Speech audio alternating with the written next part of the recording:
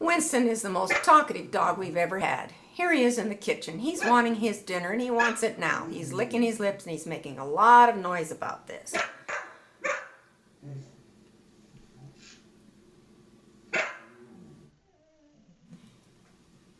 We don't know what he's talking about here. He's just talking.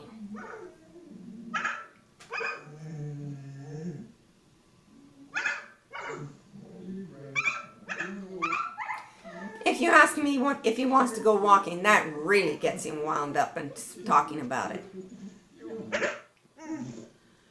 I'm trying to work on my computer and he's trying to tell me something, and he's going to just get right in my face to make his wishes known. What does he want? Oh, aren't I dumb? He wants to play. Going in the car really gets him vocal. I don't know whether he's saying, "Oh, we're going to the park, goody, goody, goody," or I think he's saying most of the time, "Are we there yet? Are we there yet? Are we there yet?"